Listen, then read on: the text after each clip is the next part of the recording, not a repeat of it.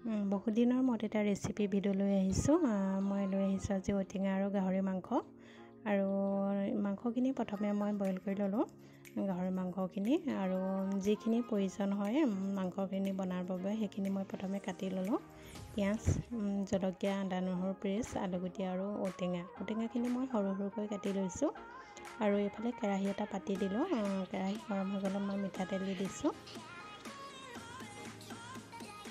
মিঠাতেলখিনি গৰম হ'লতে এইখিনি তেজপাত, তাৰপিছত পিঁয়াজ আৰু কাটি লোৱা দুটা জলকীয়া যিহেতু দেখাইছিলোঁ সেই দুটা দি দিলোঁ আৰু লৰাই দিলোঁ।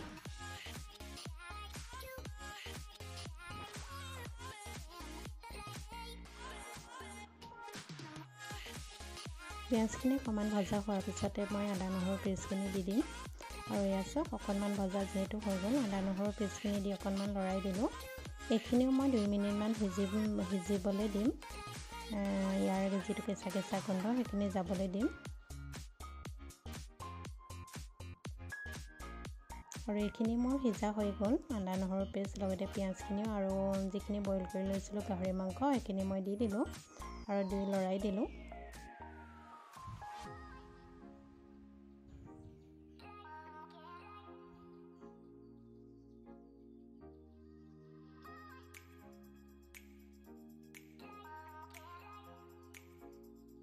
আৰু ইয়াতে সোৱাদ অনুসৰি মই নিমখ হালধি দি দিম।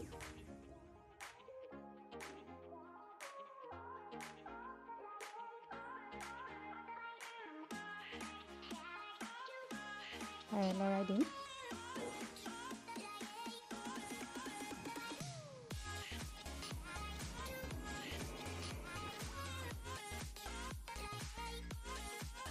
আৰু অলপ দেৰিৰ বাবে ঢাকি ৰাখিম। আৰু গেছৰ ফ্লেমটো যিহেতু মই কমাই লৈছোঁ।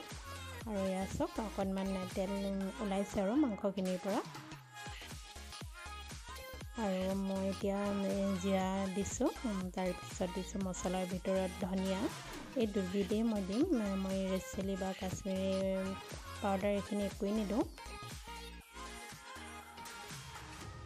আৰু এতিয়া কাটি লোৱা আলুগুটি দুটা দি দিলোঁ মই, যিহেতু কাটি লৈছিলোঁ মই, আৰু লৰাই দিলোঁ। আলুগুটিখিনি অকণমান সিজিবলৈ দিম আৰু ঢাকি ৰাখিম। আৰু আলুগুটিখিনি চাওক অকণমান সিজিছে আৰু মাংসখিনিৰ পৰা যথেষ্ট তেল বিৰিঙিছে। আৰু সেই সময়তে মই কাটি লোৱা ঔটেঙাখিনি দি দিম। আপোনালোকে ঔটেঙাৰ লগত গাহৰি মাংস খাইছেনে বাৰু আৰু কেনেকুৱা লাগে জনাবচোন। মই আজি বনাই যিহেতু খালোঁ, খুবেই সুন্দৰ হৈছিল। আৰু এনেদৰে যদি বনাই খোৱা নাই আপোনালোকেও খাব, খুব ভাল লাগে ঔটেঙাৰ লগত খাই। অকণমান টেঙা ভাৱ আহে, যিহেতু আৰু জ্বলাও দিছোঁ, জ্বলাও লাগে, খাই ভাল লাগে।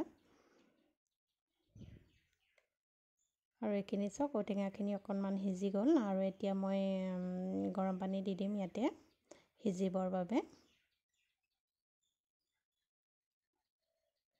আৰু ঢাকি ৰাখিম। 10 মিনিটৰ বাবে মই অলপ ঢাকি ৰাখিম।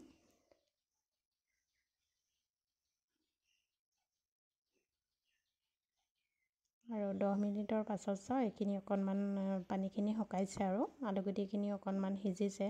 আৰু অলপ মই শুকাবলৈ দিম। 5 মিনিটৰ বাবে পুনৰ ঢাকি ৰাখিম মই, জোলখিনি যিহেতু মই শুকুৱাম।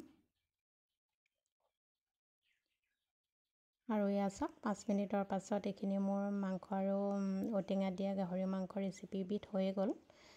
কেনেকুৱা লাগিলে জনাবচোন বাৰু। আৰু ভাল লাগিলে লাইক কৰিব, কমেণ্ট কৰিব। আৰু যিসকলে মোৰ ভিডিঅ'টো নতুনকৈ চাই আছে প্লিজ তেওঁলোকে মোৰ চেনেলটো ছাবস্ক্ৰাইব কৰি দিব। ময়ো আপোনালোকক 24 ঘণ্টাৰ পাছতে বেক কৰিম। আজিলৈ আহোঁ, পুনৰ লগ পোৱাৰ প্ৰতিশ্ৰুতিৰে। Bye bye.